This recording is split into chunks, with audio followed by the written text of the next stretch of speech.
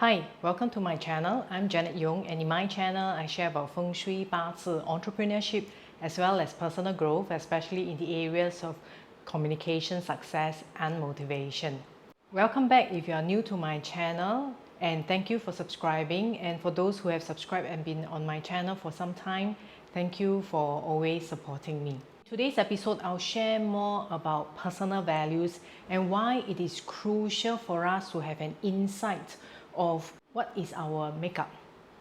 Meaning, what influences us, why do we behave the way we do.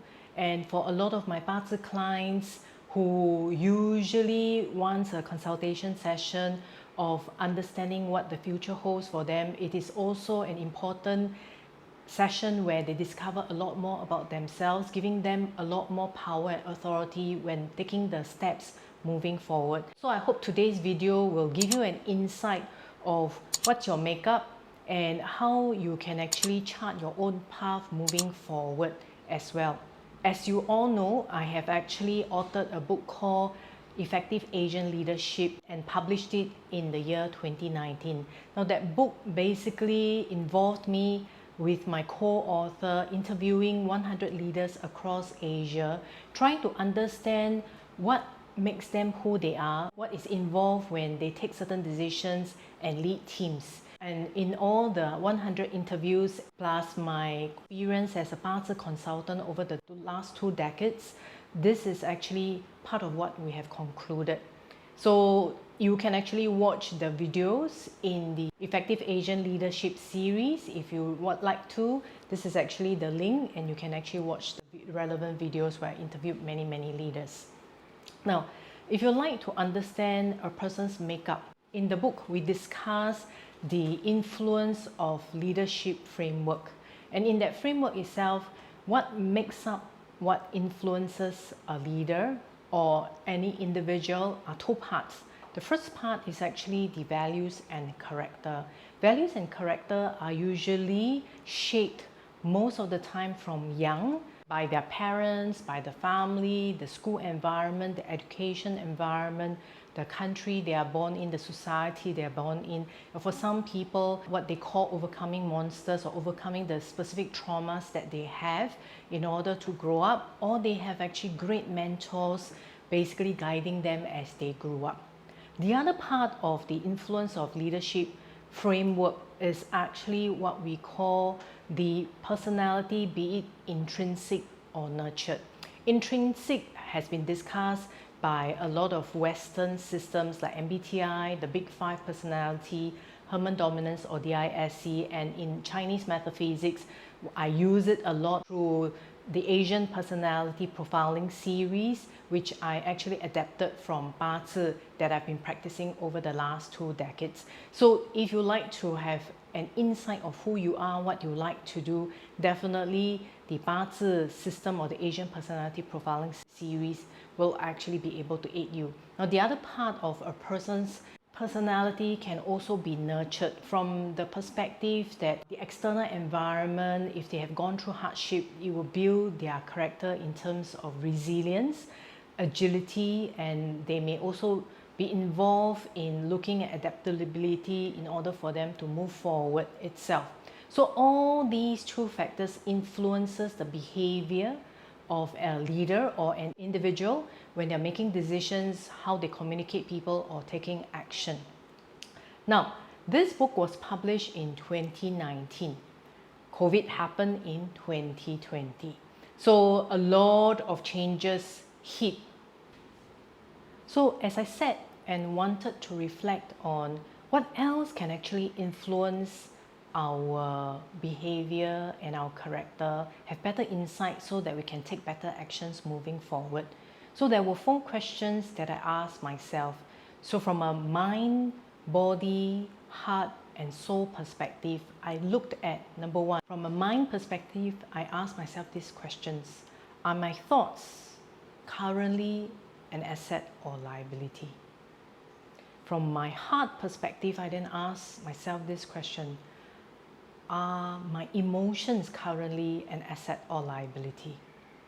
Then from a physical body then, is Is my current physical body and wellness an asset or liability? Finally, when it comes to soul, which usually talks a lot more about where we would like to go in the longer term and our life purpose, is am I inspired to move forward?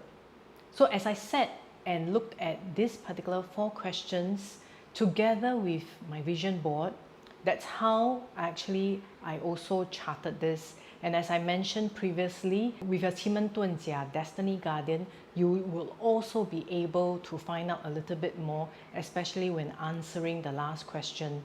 Where would you like to go in the future? Or what skills would you like to develop in the future so that your soul will be more fulfilled? And as I searched further, I realized that a lot of the answers were either answered through 奇门遁甲 or from a feng shui perspective using the Tai Chi diagram, where we talk about balance. And in the last episode, I basically shared with you that in anything in life, whenever there's too much yang, we will need to have yin, meaning too much activity, we will need to rest. When there's too much yin, meaning we rest too much, we go searching in our life purpose and relax too much, we need a little bit of motivation and goals in order to move forward. And I also discovered about the concept of react versus responding. Now, what does react versus responding mean? React means utilizing, let's say, our lizard brain, meaning when we go into survival mode, where we react whenever people scold us, we get angry, we shout back. And if you look at the world today, a lot of people, because of all the anxiety, the stress, and all those, they are choosing to go into what we call the reacting mode or the survivor mode, which is usually programmed by our lizard brain.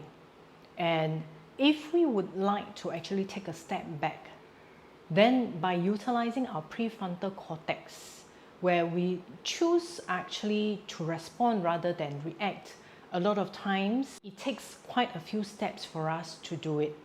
And one of what I discovered is called the middle way in the Buddhist concept, where again you look at things in a balance. What does it mean by middle way? Middle way means not going to the extremes, meaning when something happens to you, you take a step back, you take a pause, take 3 deep breaths, and then look at how you would like to respond. So that helps actually in a lot of how I responded to many unexpected situations or stressful situations, or whenever I feel anxious. Taking the middle way or choosing to pause so that I can respond better actually helped me in moving forward. And I think this is very, very crucial when we are moving forward, especially into period 9. Currently, 2025 is the 2nd year of the period 9 fire period. Now, if you were to notice, the snake is a fire element, the horse is a fire element, and next year is a yang fire stem horse element. Following year is a yin fire stem and goat element, which is actually all the 3 animals of fire. And the peak of transition to period 9 will be there. And one of the key things for us to realize is with a lot of fire, a lot of emotions, unhappiness, passion, anger will all surface. And for us to make better decisions, it is crucial for us to be able to have an insight and be self-aware of our thoughts, of our emotions, so that we can actually take better responses and be able to go on an upward spiral rather than a downward spiral.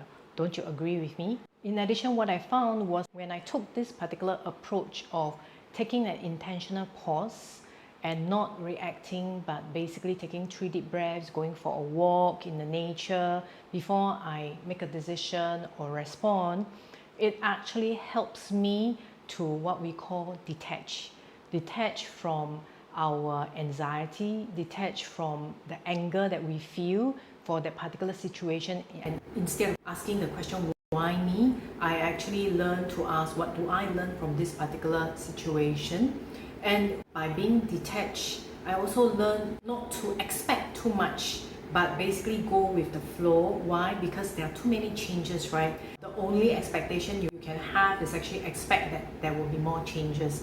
So by expecting that there are more changes, I learn to enjoy and experiment with things and experiment with life, learn to take a step back and look at the ups and downs in life, and basically enjoy the process itself.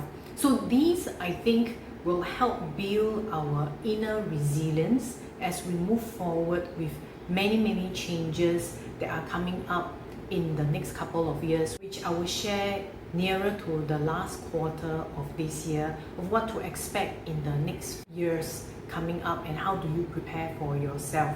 So do stay tuned for those episodes that are coming up. However, for the next couple of months, I will be taking a break from shooting YouTube videos. As to why I'll be taking a break, it's basically every time when it's a snake year. If you look at the snake, it actually sheds its skin every time it needs to grow.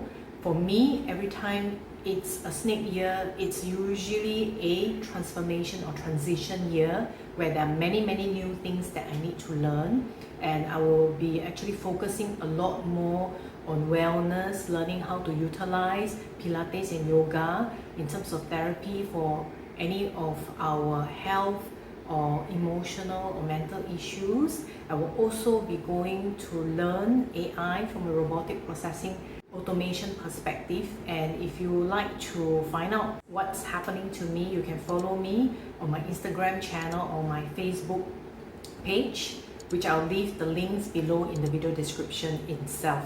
I look forward to seeing you in the next episode when I'm ready to share, be it my wellness journey or what to expect in the last quarter of 2025. I'll see you in the next episode. Goodbye.